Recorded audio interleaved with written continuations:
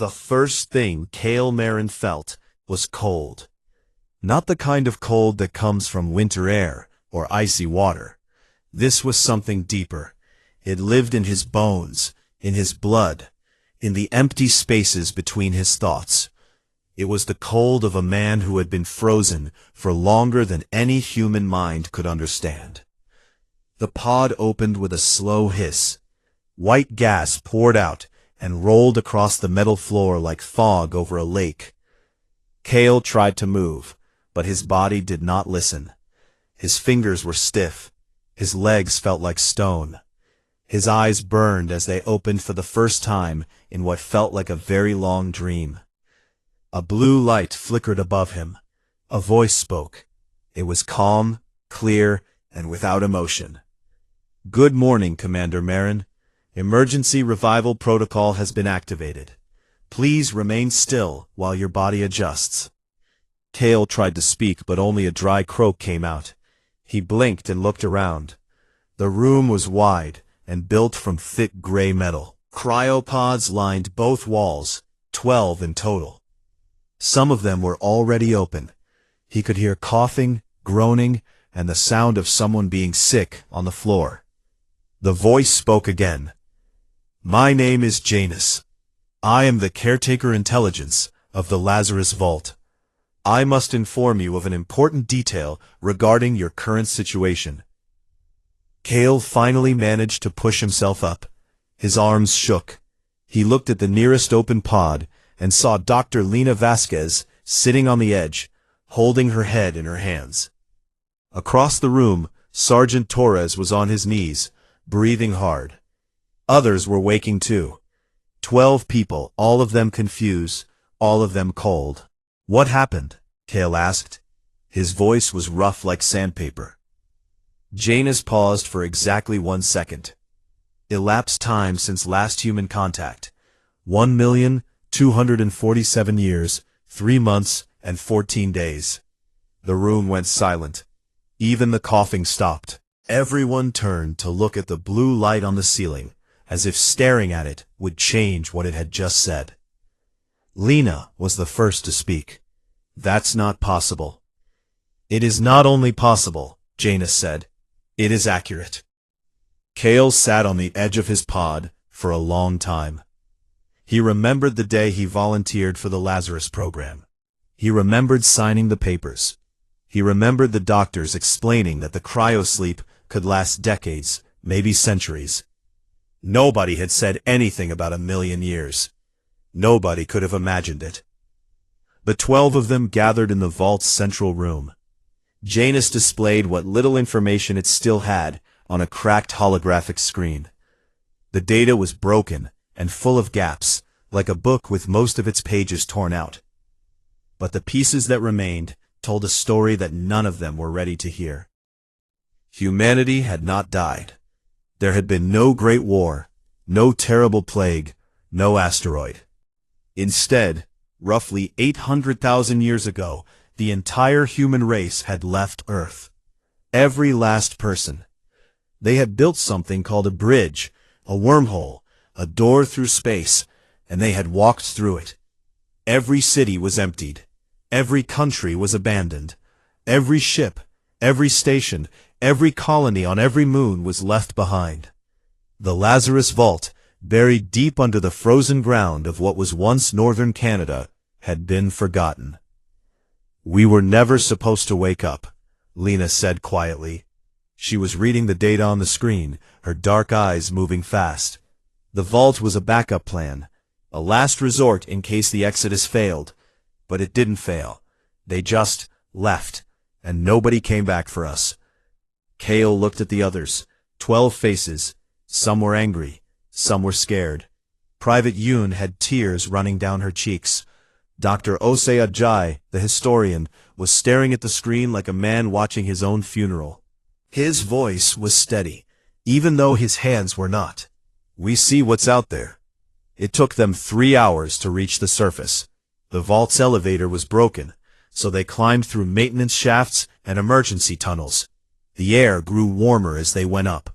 It smelled strange, sweet and heavy, like flowers after rain, but not any flower Kale had ever known. When they opened the final hatch and stepped outside, nobody spoke for a very long time. Earth was not Earth anymore. Not the Earth they remembered. The sky was a pale green blue, thick with clouds that moved in slow, lazy circles. Where cities had once stood, there were now trees taller than any skyscraper. Their trunks were as wide as football fields. Their roots cracked through ancient concrete and steel, like fingers pushing through wet paper. Strange birds with 4 wings flew between the branches, calling to each other in voices that sounded almost like laughter. The air was warm and wet. Kale could feel it sticking to his skin. He looked north, south, east, west. There was no sign of humanity anywhere. No buildings, no roads, no lights.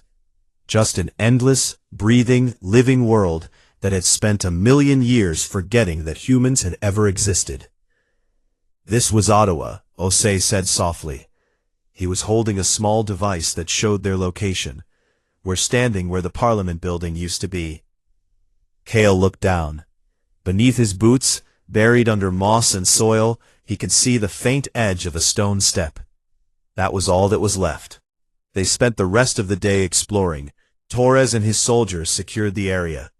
Lena set up a small equipment station and began scanning for signals, radio, digital, anything. Osei collected soil samples and plant specimens, his hands shaking the whole time. It was near sunset when Lena called out. Her voice was sharp, cutting through the thick evening air. "Commander, I'm picking something up."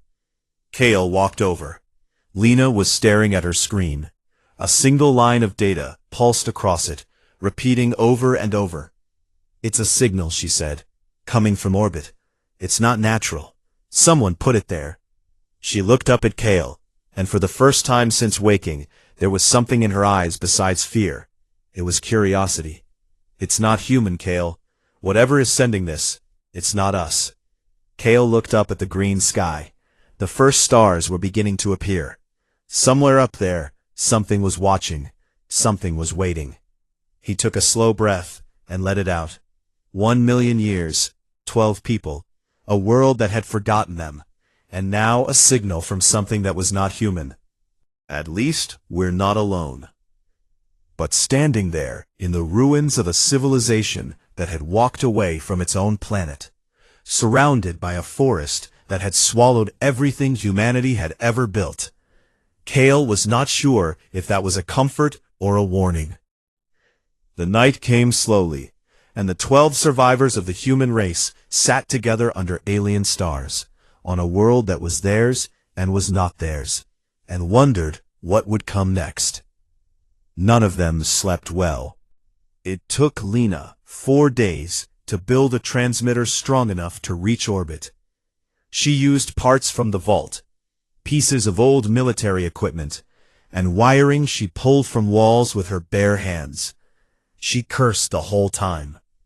The technology was 1,000,000 years old, and most of it was held together with rust and luck. But Lena was good at what she did. She had always been good at making broken things work. On the 5th morning, she powered on the transmitter. Static filled the air.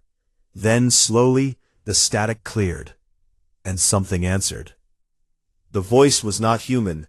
It clicked and buzzed, like the sound of insects talking through a broken radio.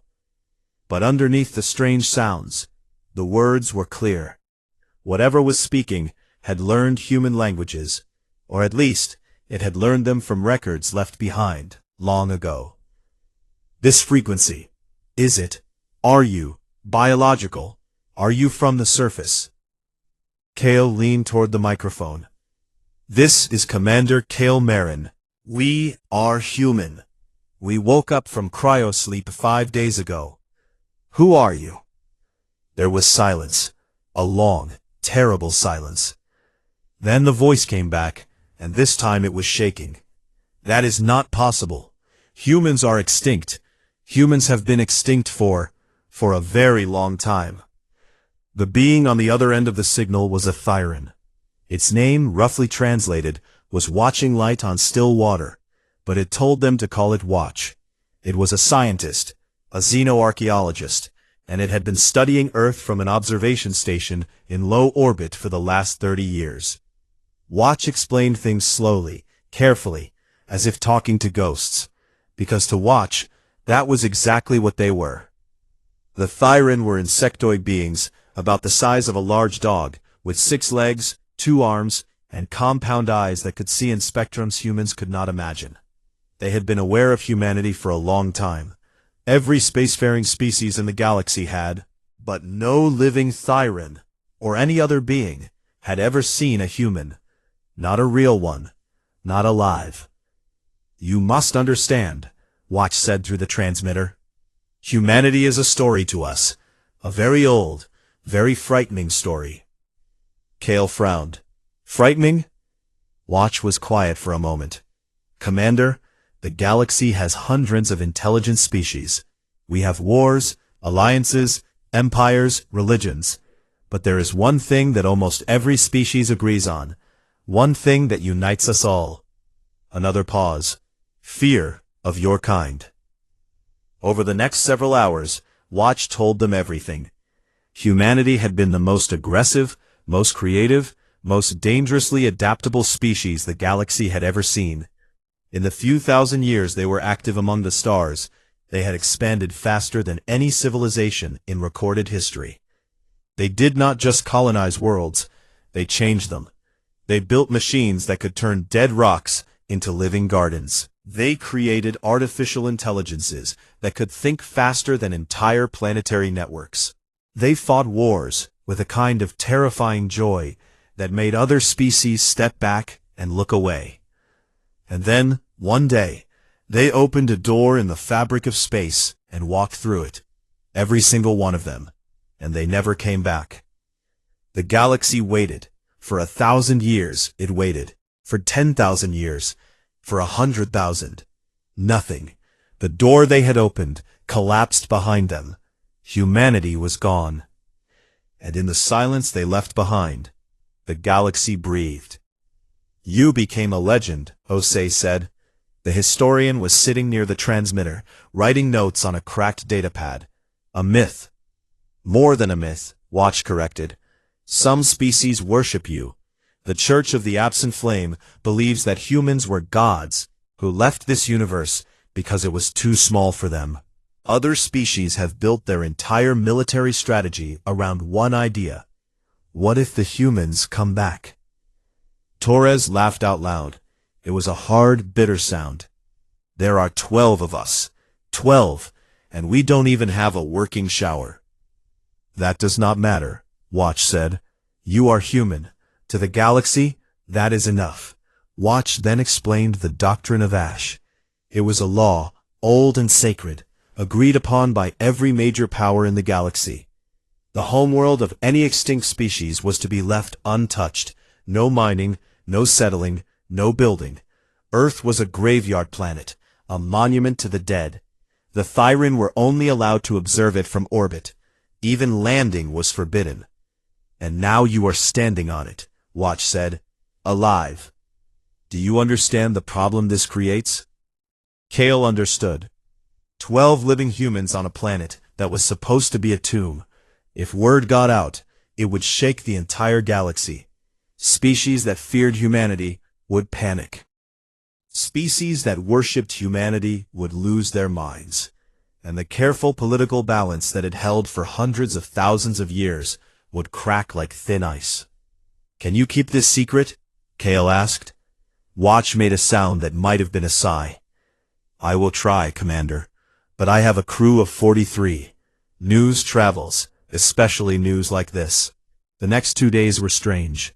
Watch sent down supplies, food that tasted odd, but kept them alive, water purification tools, medical kits designed for species with very different bodies, but adapted well enough.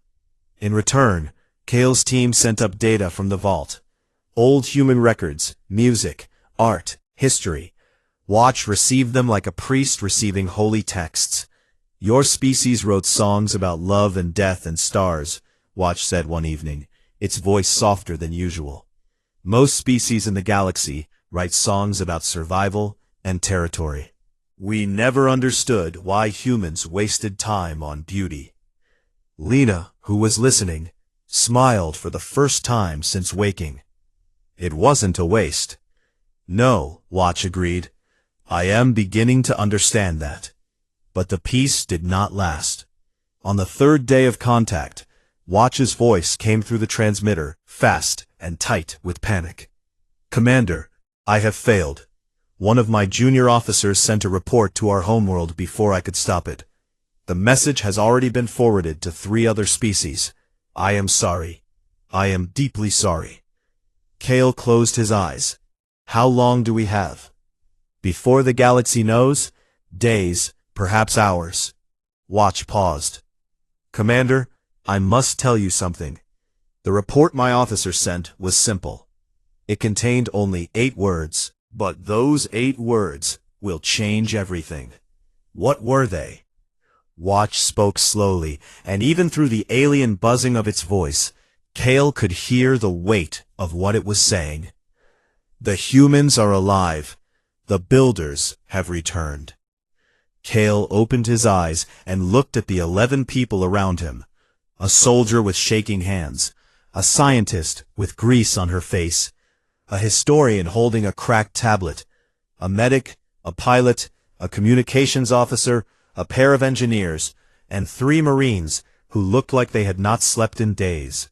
12 people, the last of their kind.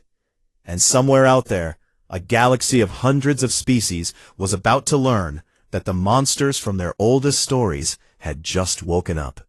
Kale took a breath. All right, he said, if they want to meet humanity, let's make sure we give them something worth meeting. Nobody laughed, but nobody looked away either. And in that small, stubborn silence, something that had been sleeping even longer than their bodies began to wake up. It was hope. Fragile, foolish, and completely human. The news moved faster than light. It traveled through relay stations and quantum links, through diplomatic channels and black market communication networks, through whispered conversations in government halls and shouted arguments in alien taverns on worlds that had never seen a sunrise from Earth. The humans are alive. The builders have returned. 8 words, and the galaxy shook. Watch kept the team informed as best it could. Every few hours, the Firen scientist would send down updates from the observation station, and each update was more alarming than the last. The Valesi Communion has assembled an emergency council, Watch reported on the first day. They are a peaceful federation. They wish to send diplomats. They are excited. They are also terrified. The Crest Dominion has increased their military readiness to the highest level, Watch reported on the second day. They believe you are the first wave of a returning army. They are debating whether to strike. Now, the Church of the Absent Flame has declared a holy day across 47 worlds, Watch reported on the third day. Billions of beings are praying. They believe the gods have come home. Kale listened to each report while sitting on a moss-covered rock that had once been part of a highway overpass. He rubbed his face with both hands. 12 exhausted survivors, and the galaxy was treating them like the opening move of a war, or the second coming of heaven. This is insane, Torres said. The sergeant was cleaning a weapon that was 1,000,000 years out of date. It still worked, because it was human-made and built to last, but it would not do much against a species with starships. We can barely feed ourselves, and they think we're an invasion force. That's the problem with legends, Ose said. The historian was sitting nearby with his legs crossed, reviewing data Watch had sent about how humanity was remembered across the galaxy. People don't see what's in front of them. They see what they expect to see, and the galaxy expects humans to be terrifying. What the galaxy expected was based on what humanity had left behind, and what humanity had left behind was staggering. Over the following days, Watch shared records that the Thyran had spent thousands of years compiling, and slowly, piece by piece, the 12 survivors learned the full scale of what their species had done before walking through that wormhole. On a desert world called Vetha 4, humanity had planted terraforming engines that had been running automatically for 800,000 years. The planet now had oceans, forests, and breathable air. 3 different alien species had colonized it. They called it the Gift, and had no idea who had given it to them until a Thyran research team found human writing stamped into the base of the machines. In the Oreth Nebula, a network of human-built relay stations still carried faster-than-light communications for half the galaxy. The species using them had always assumed they were natural formations. They were not. They were engineered. They were designed. They were human. Around a dying star in the far arm of the galaxy, a swarm of human-built machines was still working, harvesting energy and converting it into raw materials. These machines had been building and repairing themselves for 1,000,000 years. The species that had discovered them called the swarm the Endless. They had tried to study it. They had tried to control it. They had failed. The machines only answered to human commands, and until 5 days ago, there had been no humans left to give commands. Lena stared at the data on her screen for a long time. "We didn't just live in the galaxy," she said quietly. "We built the galaxy. Half the civilizations out there are standing on foundations we poured. And they know it," Osei added. "That's why they're afraid. Imagine discovering that everything your civilization depends on, your communications, your terraformed worlds, your energy supply, was built by a species that vanished overnight. You'd spend every moment wondering, what happens when they come back and want it all returned?" The diplomatic ship from the Valesi Communion arrived on the 9th day. It was a beautiful thing, long and silver, shaped like a leaf, moving through the atmosphere with a grace that made human aircraft look like thrown rocks. It landed in a clearing, 2 kilometers from the vault entrance, and 5 beings stepped out. The Valesi were tall and thin, with skin like polished marble and eyes that glowed a soft gold. They moved carefully, almost reverently, as if the ground they walked on was sacred. And to them, it was.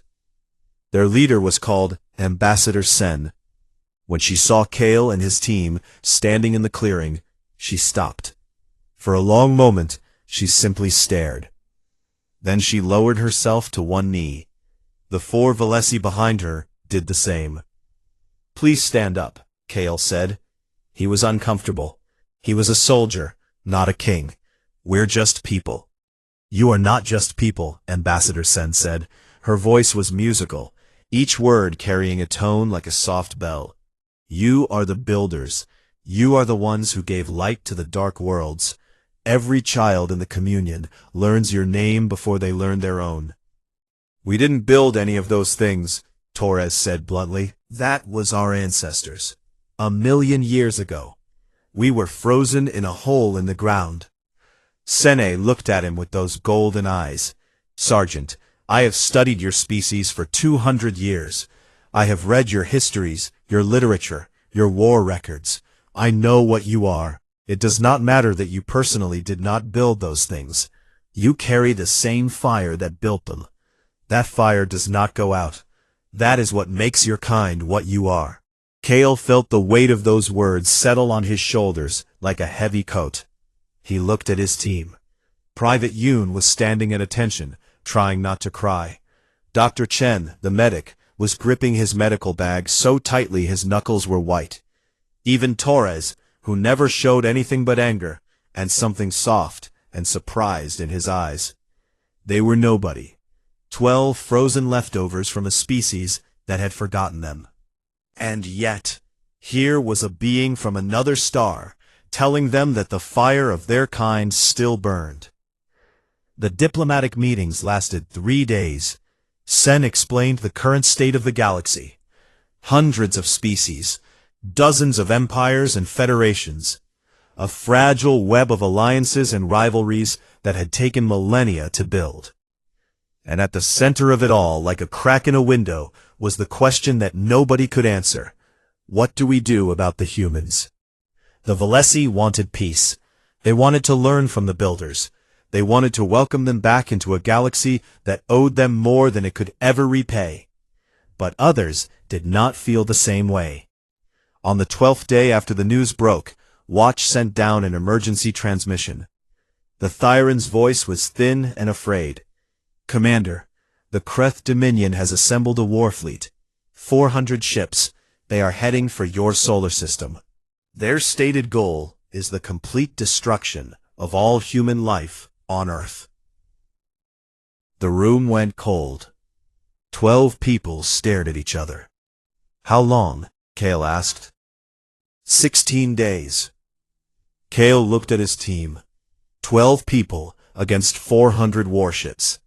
The math was simple. The math was impossible. But Lena was already moving toward her workstation. Torres was already reaching for his weapon. Ose was already pulling up vault schematics. Chen was already packing the medical kits. Nobody said they were afraid. Nobody said it was hopeless. Nobody suggested surrender. Because they were human. And humans do not do math when someone tells them they cannot win. They do something much more dangerous. The Kreth were not complicated. They were large, armored reptilian. And they believed in one thing above all else, that strength was the only law that mattered. They had conquered 11 species in their history. They had burned worlds that refused to kneel. And for 800,000 years, they had lived with a single nightmare that kept their war leaders awake at night. What if the humans come back? Now the nightmare was real, and the Kreth intended to end it before it could begin. 400 warships crossed the galaxy in a formation that looked like a clenched fist. Each ship was built for one purpose: destruction. They carried weapons that could turn a continent to glass in seconds. They carried soldiers bred for war since birth. And they carried orders that came from the highest authority in the Kreth Dominion. Kill every human on Earth. Destroy the vault. Burn anything that carries their mark. And make sure the builders stay dead this time. Kale had 16 days. He used every single hour. Lena was the one who found it. She had been digging through Janus's deepest files for days, searching through corrupted data and broken encryption, following threads of information that led nowhere, and starting again. She slept 2 hours a night. She ate when someone put food in her hand. And on the 11th day, she found a file buried so deep in the system that it had its own separate power supply. A tiny nuclear battery that had been ticking away for 1,000,000 years, keeping one single folder of data alive. The folder was labeled Aegis.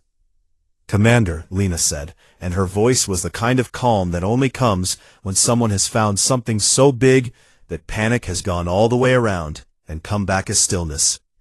"You need to see this." Aegis was a defense network.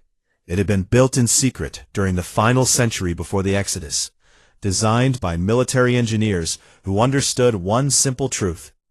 Even if humanity left, someone might come for their home, and Earth deserved a guard dog. The network was enormous. Weapons platforms hidden in the asteroid belt, railgun arrays buried in the moons of Jupiter, sensor stations woven into the dust of the Oort cloud, drone factories sleeping in the rings of Saturn. All of it connected, all of it automated, all of it waiting for one thing: a human voice. "It's been asleep for 1,000,000 years, Lena said. "Everything is in standby mode. Most of it is probably degraded, broken, gone. But the core systems are powered by the same kind of nuclear batteries that kept this file alive. Some of it might still work." "Might?" Torres said. "Might is better than nothing," Kale replied. The activation protocol was simple. It required a human voice, a command authorization code, and a statement of intent. Janus had the codes stored in its emergency files. The voice and the intent were up to Kale. They waited until the Kreth fleet was 2 days out. Watch had been tracking them from orbit, sending down updates with increasing urgency. The Thyran scientist had refused to leave, even though the observation station would be one of the first things the Kreth destroyed. I came here to study humans. I will not leave now that I have finally found some. On the 14th day, Kale stood in the vault's command center. The room was small, cold, and lit by emergency lights. Lena had patched together a communication array that could broadcast throughout the solar system. It was ugly, loud, and held together with tape and prayer. It was the most human piece of technology Kale had ever seen. He pressed the transmit button. Aegis, this is Commander Kale Marin. Authorization code, Lazarus Actual 771. Humanity is still here. Defend this world. For 3 seconds, nothing happened. The room was silent. 12 people held their breath. Then the solar system woke up. It started as a whisper on the sensors, a single blip in the asteroid belt, then another, then 10, then 100, then 1,000. Across millions of kilometers of empty space, machines that had been sleeping since before the Thyran evolved began to stir. Power cores that had been cold for an age flickered to life. Targeting systems calibrated. Weapons charged. Communication links established. Janus displayed the data on the main screen. The numbers climbed. 100 active platforms. 500. 2,000. The solar system was lighting up like a Christmas tree made of guns. Not everything worked. Lena had been right. Most of the network was degraded beyond repair. Drone factories that should have produced thousands of fighters managed only dozens. Railgun arrays that should have fired in coordinated volleys could only manage single shots. Sensor stations that should have covered every angle had blind spots the size of planets. But what remained was still enough to make Torres whistle low through his teeth. That, he said, staring at the screen, is a lot of firepower for a dead species. The Kreth fleet arrived on the 16th day. 400 ships dropped out of faster-than-light travel at the edge of the solar system, and their sensors immediately lit up with warnings. Where there had been nothing, empty space, dead rocks, silent moons, there were now thousands of active weapon signatures. The asteroid belt was a minefield. Jupiter's moons were fortresses, and something very large and very old was powering up in the orbit of Saturn. A weapons platform the size of a small city that the humans had called the Shepherd. The Kreth commander was a veteran of 6 wars. He had never lost a battle. He looked at the sensor data and felt something he had not felt in decades. It was cold and sharp, and it lived in his stomach. It was fear. But the Kreth did not retreat. That was not their way. They attacked. The Battle of Sol lasted 11 hours. It was watched by hundreds of species across the galaxy, because Watch had opened the observation station's feeds to anyone who wanted to see. And everyone wanted to see. The Kreth came in fast and hard, their ships firing everything they had. The first wave hit the outer defense line in the asteroid belt. Human-built railguns answered. They fired slugs of metal at a fraction of the speed of light. Each shot hit with the force of a nuclear bomb. Kreth ships exploded in bright flashes that lit up the darkness like new stars being born. The second wave made it past the belt and was met by the drone swarms from Saturn's rings. The drones were small, fast, and old. Their movements were jerky and imprecise. Some of them crashed into each other. But there were hundreds of them, and each one carried a warhead that could crack a ship in half. The third wave reached Jupiter's moons. The railgun arrays there fired in a slow, steady rhythm, like a heartbeat. Each shot was precise. Each shot found its target. The Kreth formation broke apart. And then the Shepherd fired. Nobody had been sure it would work. The platform was ancient, and its main weapon had not been charged in 1,000,000 years. But when it fired, it sent a beam of energy across the solar system that cut through the heart of the Kreth fleet like a hot knife through paper. 17 ships vanished in a single second. The Kreth broke. The survivors turned and ran, their ships damaged, their formation gone, their commanders screaming orders that no one followed. Of the 400 ships that had come to kill 12 humans, fewer than 90 made it out of the solar system alive. In the vault, the 12 survivors watched the last Kreth ship disappear from sensors. Nobody cheered. Kale sat in his chair and listened to the silence. Aegis was spent. Most platforms had fired once and gone dark forever. The Shepherd had cracked down its center after its single shot, its ancient frame unable to handle the stress. The railguns were cold. Humanity's ghost army had fought its last battle, but the galaxy had seen it. Every species with access to a screen had watched a dead civilization's weapons reach out from the grave and destroy an armada. They had watched machines built 1,000,000 years ago fight with a precision and a fury that modern weapons could not match.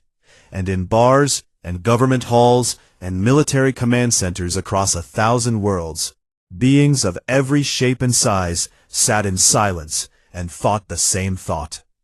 The humans built those weapons before they left, as a precaution, just in case. What else did they leave behind? On Earth, Kale stood outside the vault entrance and looked up at the stars. The sky was quiet again. The battle was over. The weapons were dead.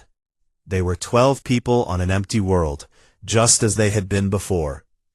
But something had changed. In the way, the stars looked back at him. In the weight of the silence. In the messages that were already flooding Watch's communication array from every corner of the galaxy. Kale could feel it. The galaxy was no longer wondering if humans were dangerous. Now it was wondering just how dangerous they really were. And somewhere in the back of his mind, Kale wondered the same thing. 6 months passed. The world kept turning, the megatrees kept growing, and the 12 last humans on Earth kept breathing. The galaxy came to them, not with warships this time, but with questions. After the Battle of Sol, everything changed. The Crest Dominion pulled back to their borders and went quiet, licking their wounds and rethinking every military assumption they had made in the last 100,000 years. The species that had been neutral suddenly wanted to talk. The species that had been afraid suddenly wanted to be friends. And the species that had worshipped humanity as absent gods now had living proof, walking around in dirty boots and patched-up uniforms. Ships arrived at Earth almost daily. Diplomatic vessels from the Valesi Communion, research ships from the Thyran Science Council, trading ships from species Kale had never heard of and could barely pronounce the names of, pilgrimage vessels from the Church of the Absent Flame, filled with beings who wept when they saw the surface of the planet their scriptures described as the first garden. A small settlement grew around the vault entrance. Not a city, nothing so grand, just a collection of shelters, landing pads, and communication equipment. The 12 humans lived at the center of it, surrounded by aliens who had traveled across the galaxy to see them. Kale became a diplomat, though he hated it. He sat through meetings that lasted hours. He answered questions that had no good answers. He shook hands and claws and tentacles. He smiled when he wanted to scream and spoke calmly when his heart was racing. He did this because there was no one else to do it. He was the commander. The weight was his. Torres handled security. He trained a small team of alien volunteers who wanted to help protect the settlement. He taught them the way humans fought, not just with strength, but with thinking, with surprise, with the kind of stubborn refusal to lose that made other species look at humans and shake their heads. Lena kept building. She repaired systems, improved the communication arrays, and worked with Thyran engineers to bring parts of the vault back to full power. She was happiest when her hands were busy and her mind was solving problems. That was her way of being human. And Osei, quiet, careful Osei, spent his time reading. He read everything. He went through every file in Janus's archives, no matter how corrupted. He studied Thyran records of human history. He read translations of alien texts that mentioned humanity. He cross-referenced dates, locations, and events with the patience of a man untangling a knot that was 1,000,000 years old. On a cold morning 6 months after the battle, Osei asked Kale to come to his workstation. His eyes were red from lack of sleep, and his hands trembled slightly as he pointed at the screen. "I found something," Osei said. "I know why they left." Kale sat down. "Tell me." "Everyone assumes humanity left because of fear, or ambition, or boredom. The Thyran think they were running from something. The Church thinks they were ascending to a higher plane. The Kreth think they were regrouping for a bigger war." Osei shook his head. They were all wrong. He pulled up a series of files. They were old, the oldest in the archive. They predated the Exodus by 50 years, and were marked with the highest level of classification that had existed in the old world. 50 years before the Exodus, human deep space sensors detected a signal, Osei said. It came from outside the galaxy, way outside. It was faint, it was complex, and it was not natural. Kale felt the hair on his arms stand up. What kind of signal? A pattern, mathematical, recursive. It repeated in cycles that matched human neural frequencies, the same frequencies our brains use when we dream. Osei's voice was barely above a whisper. Someone, or something, was broadcasting a message that was designed specifically for human minds. Not Thyran minds, not Valesi minds, human minds. Who sent it? Nobody knows. The records don't say. But they do say what the signal contained. Osei pointed at a line of text on the screen. It was written in Old English, plain and simple. Come and see. Kale stared at the words for a long time. They didn't leave because they were afraid, Osei said. They didn't leave because they were finished with Earth. They left because something out there called to them, something that wanted them. And humans have never been able to resist an invitation like that. The room was quiet. Kale could hear the wind outside, moving through the giant trees. He could hear the distant hum of alien ships in orbit. He could hear his own heartbeat. There's more, Osei said. He pulled up one last file. This one was not from the old archive. This one was new. Janus had flagged it 3 hours ago. It was a signal, coming from outside the galaxy. The same direction as the original signal that had called humanity away 1,000,000 years ago. But this one was different. This one was not a call. It was an answer. Lena decoded it in 2 hours. She worked fast, her fingers flying across the keyboard, her eyes wide with something that was equal parts terror and wonder. When she finished, she played the message for the whole team. It was not alien. It was not strange or complex or impossible to understand. It was a human voice, clear, warm, and calm, speaking plain English, and it said this: "We're still here. We found what we were looking for. When you're ready, follow the light." A beacon in the dark between galaxies, broadcasting in every direction, waiting for someone with human ears to hear it. The 12 of them sat together that evening, in the same clearing where they had first met Ambassador Sen, under the same alien sky, full of stars. The signal played softly from a speaker that Lena had set up. The human voice repeated its message, over and over. Patient, sure. What did they find? Private Yun asked. She was the youngest of them, barely 23 when she went into the ice. She was looking up at the sky with the kind of expression that children wear when they see the ocean for the first time. I don't know, Kale said. Are we going to find out? Torres asked. Kale looked at him. The sergeant's face was unreadable, but his eyes were not. There was a fire in them, the same fire that Sen had talked about, the fire that did not go out. Kale looked at all of them. Lena, who could build anything from nothing. Osei, who could find truth buried under a million years of dust. Taurus, who would fight the universe with a broken stick if that was all he had. Yoon, who still believed in wonder. Chen, who kept them all alive. The engineers, the marines, the pilot, the communications officer. 12 people. Ordinary, flawed, tired, scared, and absolutely stubbornly, irrationally, unwilling to stop. "We have a choice," Kale said. "We can stay here. We can rebuild. We can live as the last humans on Earth, protected by aliens who revere us, surrounded by a galaxy that fears us. We can be safe." He paused. He looked up at the stars. "Or we can do what humans have always done." Nobody answered. Nobody needed to. The answer was in the way Torres stood up, the way Lena closed her toolkit and slung it over her shoulder, the way Ose tucked his datapad under his arm, the way Yoon wiped her eyes and smiled. It was the first real smile he had worn in a million years.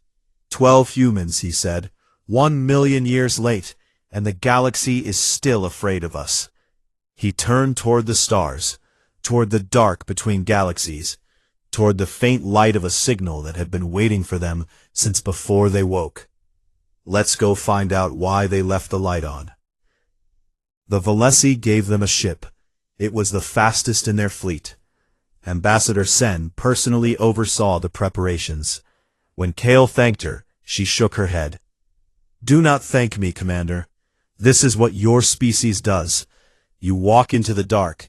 You always have." She paused and looked at him with those golden eyes.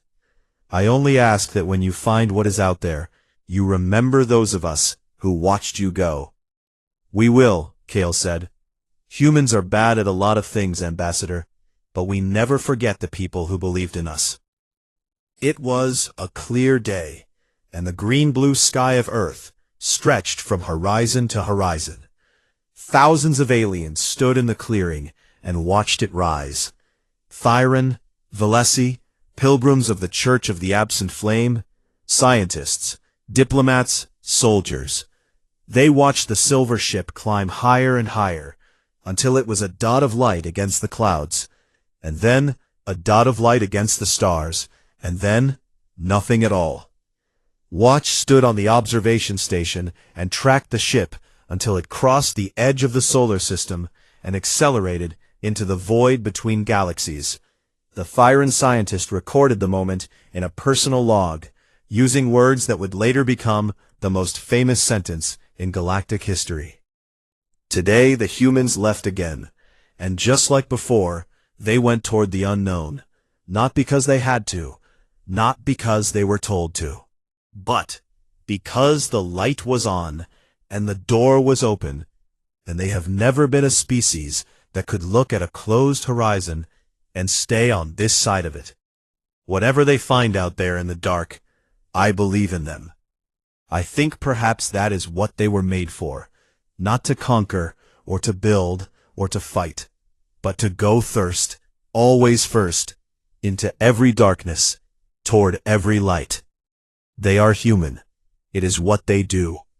The stars were quiet after that, but the signal kept broadcasting, the light kept burning, and somewhere in the vast black between galaxies, a small silver ship carried 12 ordinary people towards something extraordinary. They were not heroes. They were not gods. They were not the terrifying legends the galaxy had made them into. They were just human. And that, as always, was enough.